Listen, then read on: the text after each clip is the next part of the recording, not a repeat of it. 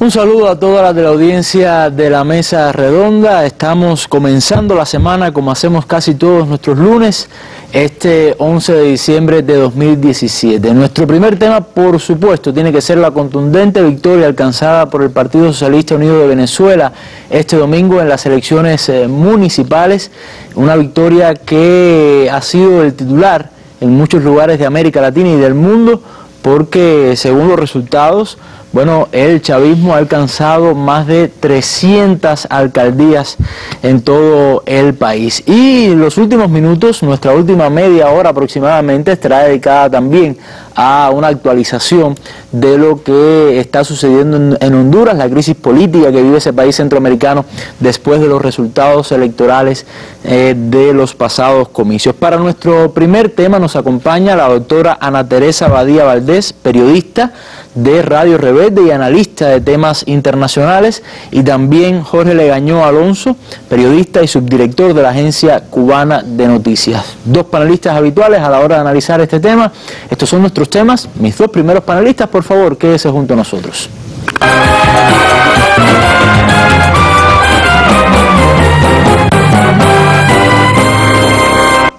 Antes de comenzar, vamos a nuestra habitual sección, la noticia del día. El presidente de Rusia, Vladimir Putin, ha desembarcado en Siria, una visita que muchos consideran como ya el triunfo definitivo o uno de los símbolos del triunfo definitivo de ese país sobre el terrorismo, especialmente sobre el Estado Islámico. Veamos la versión de algunas televisoras extranjeras sobre la importancia y la trascendencia de esta visita.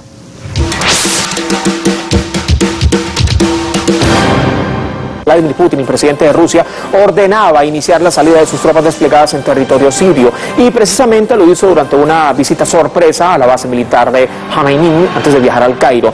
Durante un breve encuentro con el presidente sirio Bashar al-Assad en una base aérea ubicada en la ciudad de Latakia, Putin aseguró que era necesaria, se hacía necesaria que la Fuerza Aeroespacial rusa ya se retirara del territorio sirio al cumplir de forma exitosa su tarea. Señalaba que durante más de 2 años las Fuerzas Armadas de su país, junto con el ejército sirio, derrotaron al grupo más violento de los terroristas internacionales. Mientras tanto, el presidente sirio Bashar al-Assad agradecía a Rusia por el apoyo en la lucha contra el autoproclamado Estado Islámico. Bueno, y también algunas informaciones. Putin también ha visitado Egipto en esta especie de gira por el Medio Oriente, donde ha firmado un acuerdo con el gobierno de ese país para construir la primera central electronuclear de esa nación árabe. Una forma también de estrechar los vínculos económicos y también los vínculos políticos. Muchos análisis en los principales medios de prensa, en muchos medios de prensa alternativos, hablan de cómo con esta visita Putin muestra toda la influencia que ha alcanzado Rusia en los últimos años en esa región clave en la política mundial en el Medio Oriente. Conocida nuestra noticia del día, vamos ya al primer tema que nos ocupa en la noche de hoy.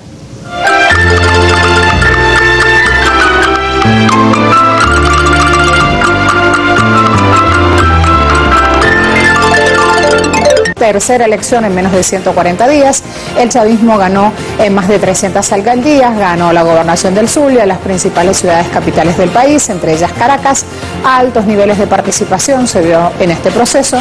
El presidente Maduro enmarcó la victoria frente a las sanciones de Trump, que con su guerra económica pretende asfixiar a este país y derrocar al gobierno nacional. Hoy es la victoria del pueblo venezolano frente al imperialismo de Donald Trump. Donald Trump, go home, fuera de Venezuela. El pueblo debe mantenerse unido. Con el carnet de la patria hemos creado nuevas formas de protección al pueblo. Y lo que tengo preparado para el arranque del mes de enero, compadre, le roncan los motores para proteger a este pueblo, para vencer a los bandidos de la guerra económica. Bueno, eran las palabras del presidente Nicolás Maduro después de darse a conocer los primeros resultados de esta jornada. Hoy por la mañana googleaba yo, bueno, por supuesto en internet, elecciones en Venezuela, y había un titular que primaba: el chavismo arrasa en las elecciones municipales. Y quería preguntarte, Legañoa, en el contexto actual de Venezuela, en el contexto político que lo hemos analizado tantas veces aquí, un contexto bastante difícil, ¿qué importancia, qué trascendencia tienen estos resultados? Sí, buenas noches, Oliver, a ti y a los amigos televidentes. El contexto es muy favorable. Esta es la tercera elección que se realiza en 140 días en Venezuela. Eso se dice fácil, pero organizar unas elecciones primero para la Asamblea Nacional Constituyente, luego las elecciones regionales y luego estas elecciones municipales son un desafío grande para cualquier sistema político en el mundo entero. Antes se hablaba y se veía como una heroicidad tener una elección prácticamente anual. Este año fueron 3. Este año fueron 3 y yo estaba sacando cuenta que es la elección número 23 desde que el chavismo es una fuerza política con Chávez en la Quinta República primero, la primera elección año 1998, hasta la época se han realizado 23 elecciones. ¿Qué país del mundo ha realizado tantas elecciones? No es que esto se esgrima como una bandera de la democracia, pero es un buen mostrador, o sea, de cómo funciona este sistema y de realmente hacia dónde está enfocado, y sobre todo que el poder del voto derrotó a la violencia que la oposición trató de esgrimir como agenda en los últimos meses en ese país, y que lo que algunos pensaron que era una locura del presidente Maduro de llamar una asamblea constituyente en el medio de la guarimba en el mes de abril, sencillamente ha sido lo que ha desencadenado todo este proceso político de diálogo en el que algunas fuerzas políticas han estado saliendo de la palestra pública. 6 partidos de la oposición no se presentaron en esta, de hecho el partido más votado, Primero Justicia, Voluntad Popular, Alianza Bravo Pueblo, Acción Democrática, no presentaron candidatos a estas elecciones. Y lo interesante es que eso los deja prácticamente desnudos, porque si en la elección del 2013 tuvieron 81 alcaldías, hoy solo se han quedado con 27 alcaldías en materia de partidos de la oposición. Y surgen nuevas políticas dentro del escenario. De 330 y algo, ¿no? De 335. Solamente 27. El chavismo ha obtenido 308. Y la oposición, representada por partidos, algunos tradicionales como COPEI, que en Río Revuelto pues ha sacado ganancias. ¿Se acuerdan de los viejos partidos de la partidocracia venezolana? Pues COPEI resurge. También algo interesante que es que por primera vez se vota en estas regionales después de muchos años, muchas elecciones, que la oposición había ido con una tarjeta unitaria, o sea, la tarjeta es la cara que usted ve cuando va a votar. En esta ocasión ha representado a cada partido y no a la mesa de la unidad democrática en sentido general, lo que habla de una fractura enorme dentro de la oposición venezolana que los ha dejado bien al descubierto. Yo les voy a proponer ver unas imágenes que tenemos del histórico de las elecciones municipales en Venezuela, porque una de las cosas más cuestionadas, ahí la tienen, ha sido el tema de la participación. Vean, año 2000, participación del 43,8%, año 2004, 54%, año 2008, 50%, abajo, año 2013, las últimas elecciones municipales, 41%, y en esta ocasión, 2017, estamos hablando del 47%, prácticamente con el 90 y un poco más de las boletas totalizadas. O sea que la participación no se puede decir que ganó la abstención, claro, porque tradicionalmente en Venezuela no ha habido una participación superior al 50% o al 60%, como sí existe en elecciones de mayor interés para todos los públicos. Digamos, la última elección de Chávez en octubre del 2012 sobrepasó el 80% de la participación. Sin embargo, el histórico de elecciones de este tipo, de elecciones de alcalde, siempre ha rondado sobre el 40% y a lo sumo 50% como tuvo en el año 2008 y 54% como tuvo en el año 2004. Lo cual habla de que una participación de más de 9 millones de personas y 47% del padrón electoral es una excelente participación para una elección de este tipo en Venezuela. Y mucho más, supongo, en el contexto, en un contexto en el que la oposición llamó a no ir. O sea, la oposición, ¿a qué estaba jugando? Primero, a no presentar candidatos durante la Asamblea Nacional Constituyente. No participaron en esa, o sea, la mayoría de los partidos. Por tanto, en la Asamblea Nacional Constituyente solo tienen representación algunos partidos de la oposición, no todos, apenas unos pocos.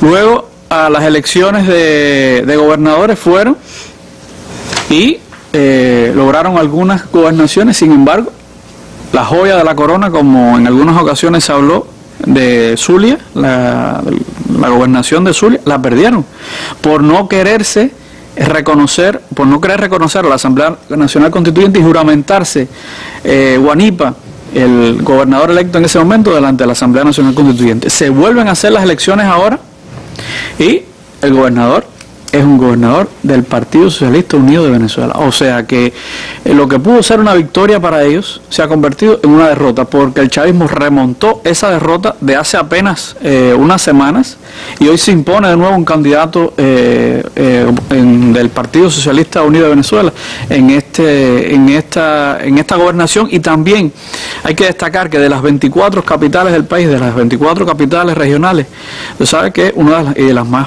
populosas son las capitales de estas gobernaciones, pues 20 las obtiene el chavismo, lo cual refuerza aún más esta victoria.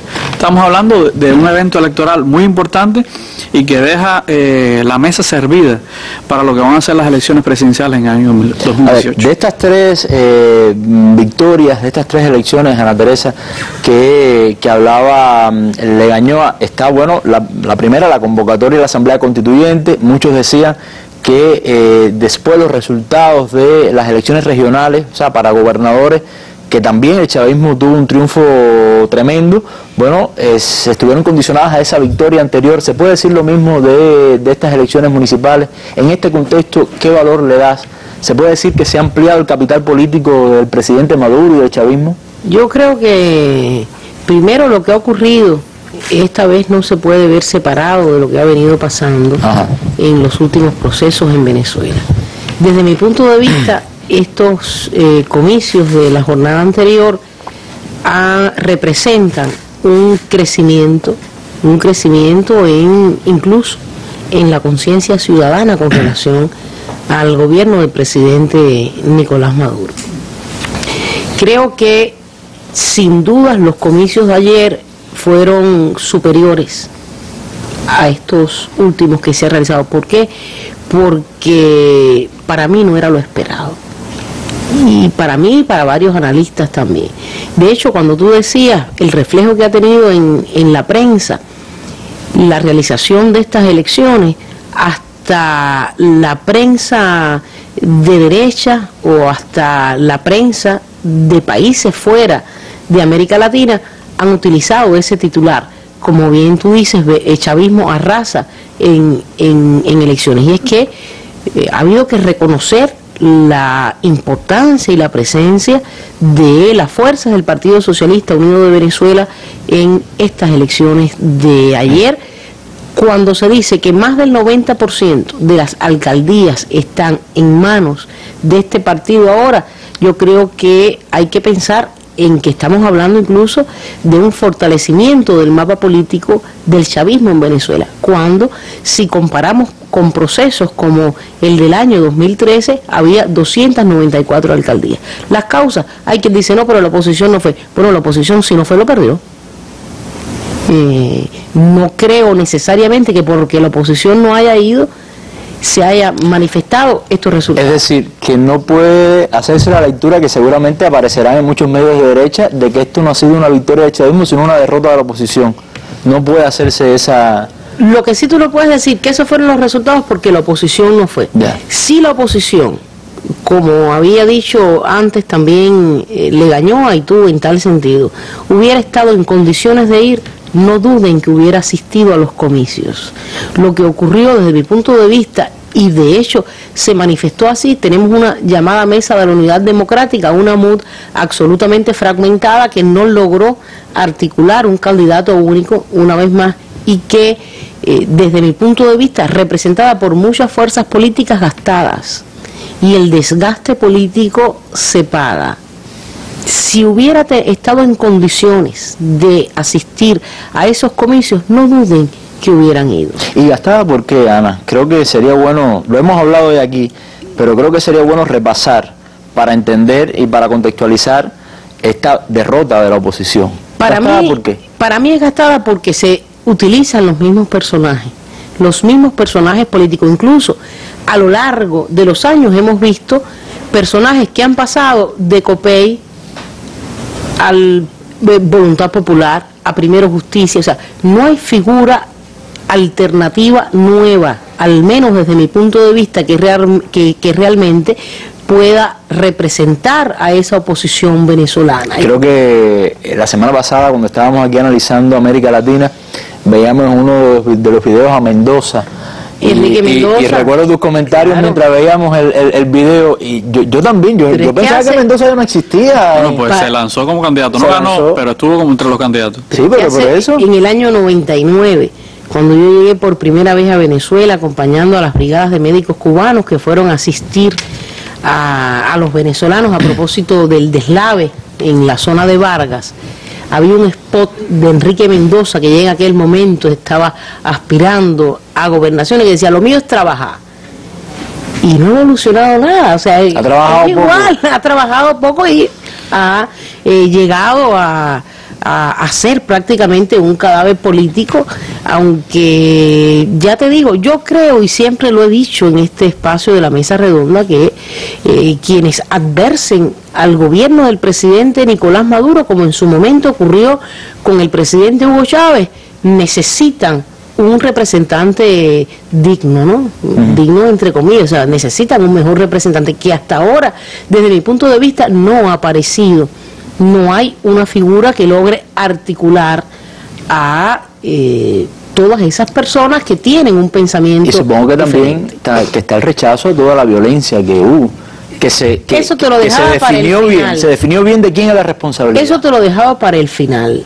Yo creo que los llamados a la violencia terminaron por sepultar a los líderes de la oposición venezolana, porque quedó claro que prefirieron optar por la violencia, prefirieron optar por la muerte en lugar de ir a las urnas.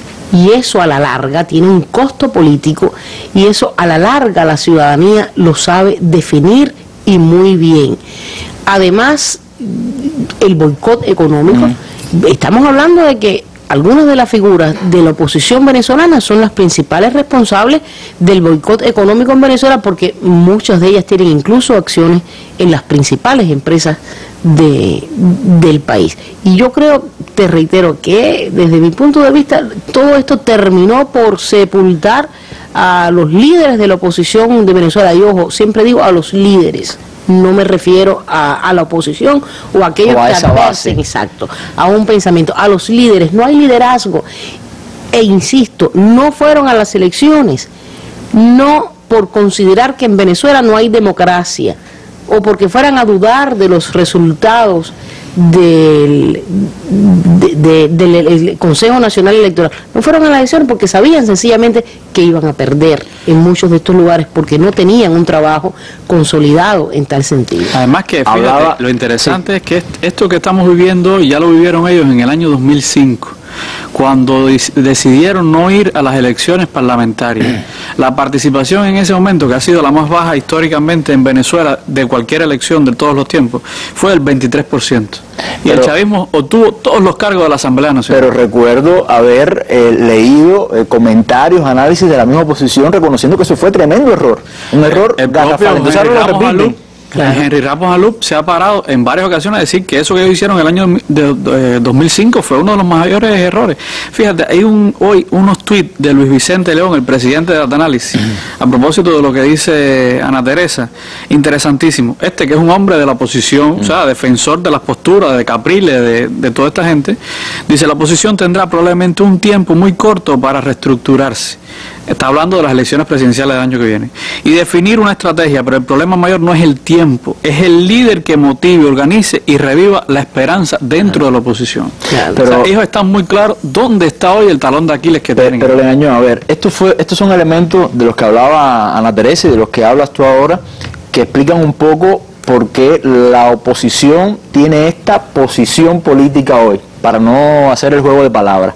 Pero pero hablemos de todo lo que ha hecho también el chavismo, ¿no? Lo que ha hecho el gobierno, que le ha permitido tener todavía una capacidad de convocatoria tremenda y respaldo, aunque los medios digan otra cosa. Mira, el chavismo, si miramos a Venezuela, yo recuerdo una entrevista en el mes de marzo que yo le hice acá en La Habana a Delcy Rodríguez, siendo canciller de la República. El año empezó muy bien. El año empezó tranquilo, estabilizándose el país desde el punto de vista político. Se pensaba que a esta altura del año hubiese ya una estabilidad económica en el país, y luego vino toda esta historia de la violencia.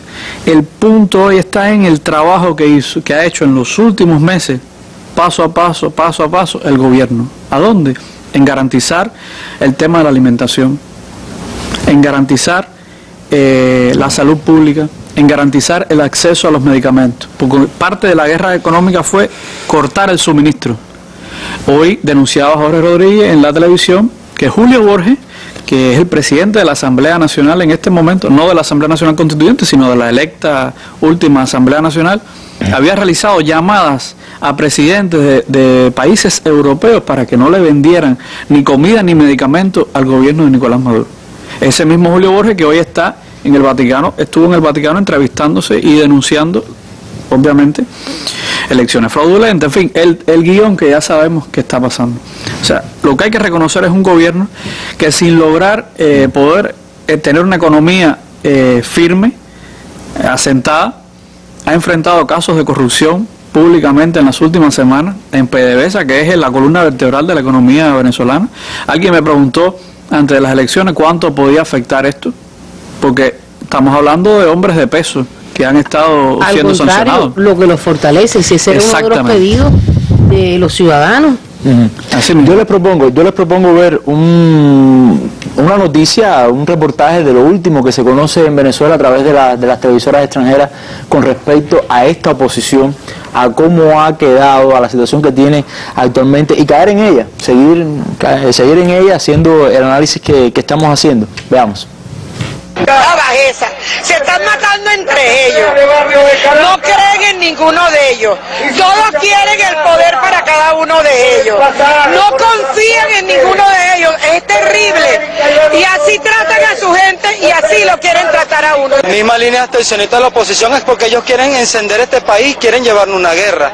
La línea de la democracia, de la paz que ha determinado nuestro presidente obrero Nicolás Maduro es la participación. Sí, claro que sí, este es un camino, como te lo dije, totalmente participativo, protagónico, y yo creo que con las elecciones de este domingo, de las municipales, vamos a sellar de una vez por todas.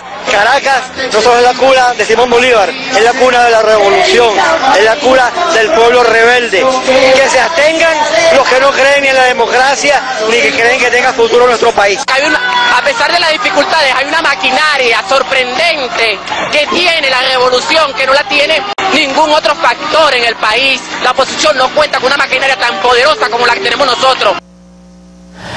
Ana, estábamos viendo, bueno, ahora estos criterios gente humilde reflejan una preparación política importante que, bueno, se ha ido cultivando durante todos estos años.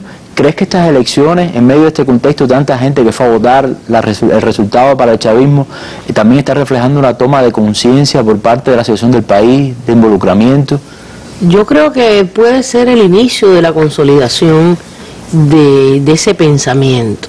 Un pensamiento que en otros momentos nosotros habíamos criticado su inexistencia, no solo en Venezuela, sino también en otros países de América Latina. Y siempre cuando hablo de ello, me refiero a una frase de Luis Brito, intelectual venezolano, que dice: una revolución sin ideología es como un cumpleaños sin piñata. No la vas a poner. Y obviamente yo creo que estos comicios están demostrando que comienza también a tener una base ideológica. Yo reitero, eso es otro, ha sido una marca que han tenido muchos de estos procesos en América Latina, no solo el proceso venezolano, pero lo que se ha visto en las últimas horas ha sido precisamente una expresión de esa especie de toma de conciencia. Y este último entrevistado en el reporte que me antecedía, creo que ha tocado un aspecto clave y que tiene que ver con su referencia a lo que él llama la maquinaria del chavismo. Yo creo que, interpretándolo en otras palabras, después de estas elecciones nosotros podemos ver un mapa político prácticamente completado. Tenemos una Asamblea Nacional Constituyente en Venezuela, hay una configuración también de gobernadores favorables al partido de gobierno, pero faltaba la base, y es la que hemos tenido sus resultados en la jornada de ayer, porque ese trabajo en las bases, vuelvo a decirlo, no me cansaré de expresarlo, es lo fundamental. Ningún gobierno puede subsistir perdiendo su contacto con las bases, y estas personas que fueron elegidas durante la jornada anterior son precisamente la garantía de que esa conexión entre los líderes y las masas se tiene que mantener intacta en procesos como los de Venezuela. A ver, ¿cómo ves, Legañoa, en los pocos minutos que nos queda, cómo ves el terreno entonces en vista a las elecciones en el 2018? Bueno, ya hay gente especulando quién va a ser el candidato del chavismo en el 2018, pero yo creo que eso no es lo más importante en este minuto. Yo ahora me centraría en la estabilidad política que va generando. El domingo vuelve a haber diálogo en República Dominicana. O sea, de nuevo sentada la oposición y el chavismo, buscando una salida para un país que es de todos. Un país que acaba en menos de 140 días de tener 3 elecciones y que hay un pueblo hablando. Alguien sumó los resultados de las últimas elecciones y da alrededor de 29.3 millones de personas que han participado en estas 3 últimas elecciones. Esto habla de la capacidad de movilización, algo que se ha estado insistiendo una y otra vez, no solamente fundamentalmente del chavismo, y cómo esa conciencia política va haciéndose presente en las masas que hasta ahora algunas personas acusaron en algún momento determinado a Venezuela de ser una revolución personalista, una revolución en la persona de Chávez. Sin embargo, cuando uno ve que hay otros candidatos, incluso gente joven, porque la alcaldesa de Caracas, Erika Farías, 30 y tantos años, de la juventud que formó Chávez en su momento, y que ha estado madurando. Revisando los candidatos del Partido Socialista Unido de Venezuela que han salido electos, muchos son personas jóvenes y que hasta ahora pues se han dedicado al trabajo social o al trabajo en las comunidades. Eso habla muy bien del panorama que se va asentando para llegar en esta última ola de victoria, pero creo que tampoco sería bueno apresurarse. Hay que ver cómo camina el 2018, porque tampoco sería, yo creo que pertinente en este minuto acortar el mandato de Nicolás Maduro. Yo creo que ahora lo importante es gobernar, y gobernar sobre la base de la victoria, esto que decía Maduro, entrar enero con nuevos planes para estabilizar la economía y darle mayores oportunidades a todos los sectores en el país, y llegar a esa elección presidencial a finales del año próximo pues con un país estabilizado completamente en lo político y también en lo económico. Bueno, muchas gracias a ambos por haber compartido con nosotros esta noche, estas elecciones, estos resultados electorales que obviamente no solamente han pintado el mapa político de Venezuela de rojo, sino también que crea una nueva plataforma, una nueva base para todo lo que se viene, para los planes del gobierno, sin duda, unas mejores condiciones. Muchas gracias, Ana, muchas gracias, Jorge, los espero en una próxima mesa redonda.